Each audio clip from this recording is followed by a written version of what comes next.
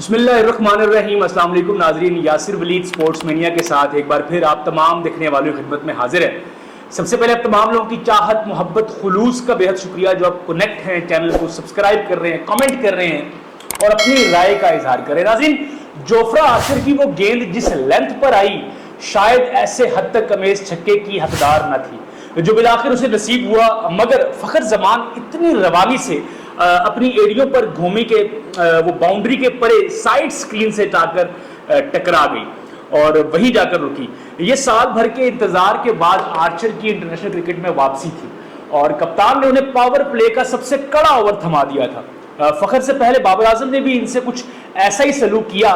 ये आर्चर की world stage पर वापसी के बाद 5वीं गेंद थी जो साइड स्क्रीन से टकरा कर रुकी। पाकिस्तानी बैटिंग यहां यह ऐलान करना चाह रही थी कि अब उनका माइंडसेट बदल चुका है और आयरलैंड से अब शिकस्त ने दिल पर जो जख्म छोड़े हैं वो गोया अब उठकर दुनिया से लड़ने का वक्त आ चुका है। कुछ रोज पहले अपने इंटरव्यू में भी फ़खर जमान ने यही निशानदेही की थी कि इस बार वो जो फ़खर जमान है वो वाले फ़खर जमान होंगे जो इंडिया के खिलाफ नजर आए थे, साउथ अफ्रीका के खिलाफ नजर आए थे।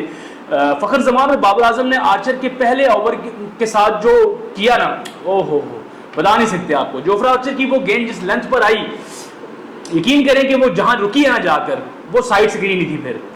और ये पूरे साल का इंतजार था जिसके बाद ये जो ओवर दिया गया था कप्तान ने जोफ्रा आर्चर को। बाबर आजम ने भी उनके साथ यही सलूक किया था। बहरहाल पाकिस्तान ने ऐलान कर दिया था यहाँ पर कि हम लोग जो है वो आज पता नहीं क्या करने वाले हैं। फ़खर जमान और बाबर आजम ने आर्चर के पहले ओवर के साथ जो सलूक किया वो इतने लंबे इंतजार के बाद लौटने वाले इंग्लिश स्टार फास्ट बॉलर के शायाना शान बिल्कुल ना था। फ़खर और बाबर की इस पार्टनरशिप ने ओपनर्स को खाली हाथ वापसी का खूब मदावा किया और मैच में पाकिस्तान की राह रास्त जो राह थी वो दुरुस्त कर दी। ये वो राह थी जिससे पाकिस्तान मैच के शुरू में भटका था और जॉस बटलर को वो लेंथ फराम कर बैठा जहां से वो ऐसी धमाकेदार इनिंग्स खेल पाए। पहले 2 ओवर्स में पाकिस्तान की बॉलिंग नपी तुली थी, मगर तीसरे ही ओवर में जॉस बटलर ने शाहीन अफरीदी को आड़े हाथों लिया और फुल लेंथ से स्विंग ढूंढने की ख्वाहिश में 3 बार अफरीदी को बाउंड्री की सैर करना पड़ी। बटलर का अज़म बहुत वाजिया था। यहां बाबर आजम ने स्पिन को अटैक में लाने का फैसला किया और इमाद वसीम की पहली ही गेंद ने उसे दुरुस्त भी साबित कर दिया। फिर साल्ट धोखा खा गए और पहली कामयाबी पाकिस्तान के नाम हुई। लेकिन फिर अगले ही ओवर में बाबर आजम ने वो फैसला कर दिया जिसने सारा दबाव पलटा कर रख दिया। हारिस रऊफ को पावर प्ले बॉलर बनाने की देरीना ख्वाहिश एक बार फिर जागी और विल जैक्स ने उनके साथ वही किया जो उन्होंने आईपीएल सीजन में फास्ट बॉलर के साथ किया था।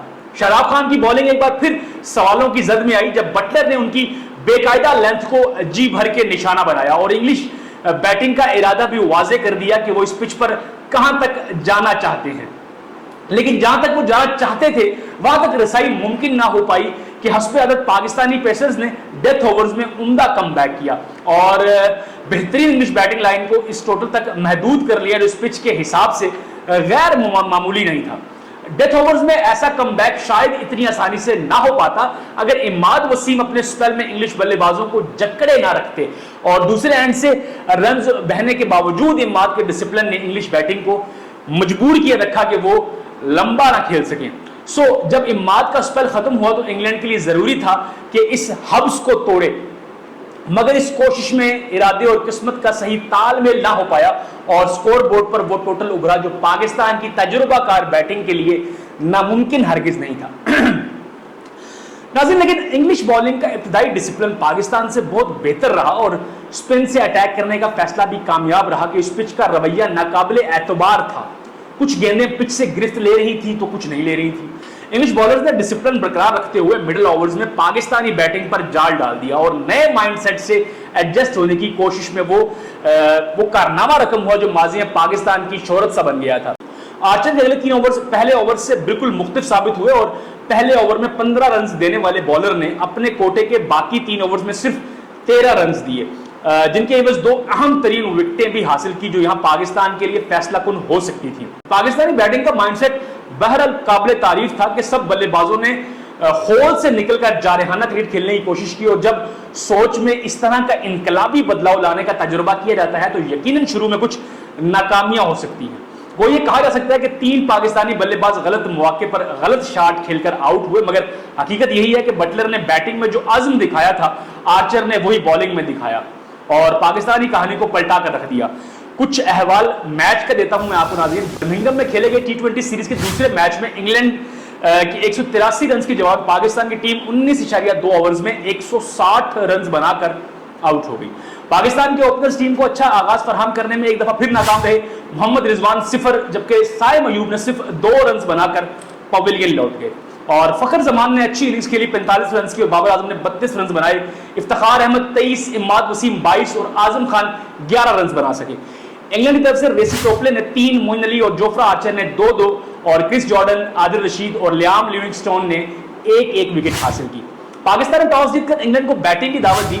इंग्लैंड ने पहले बैटिंग करते हुए मुकर्ररा 20 ओवर्स में 7 विकेटों के नुकसान पर 183 रन बनाए। इंग्लिश कप्तान जॉस बटलर ने 84 रन की शानदार इनिंग्स खेली। विल जैक्स 37, जोनी बैरिस्टो 21 और फिल साल्ट 13 रन के साथ नुमाया रहे। पाकिस्तान की तरफ से शाहीन शाह अफरीदी ने 3, इमाद वसीम और हारिस रऊफ ने 2-2 विकेटें हासिल की। 4 मैचों पर मुश्तमिल सीरीज में इंग्लैंड को 1-0 की बरतरी हासिल हो गई है। सीरीज का पहला मैच बारिश की वजह से मनसूख हो गया था। तीसरा T20 मैच मंगल को पाकिस्तानी वक्त के मुताबिक रात 10:30 बजे कार्डिफ के मुकाम पर खेला जाएगा। जो नाज़रीन, ये था हमारा अब तक का स्पोर्ट्स मेनिया। उम्मीद करता हूं कि आपको हमारा ये प्रोग्राम पसंद आया होगा। प्रोग्राम पसंद आए तो वीडियो को लाइक, शेयर और कमेंट करें।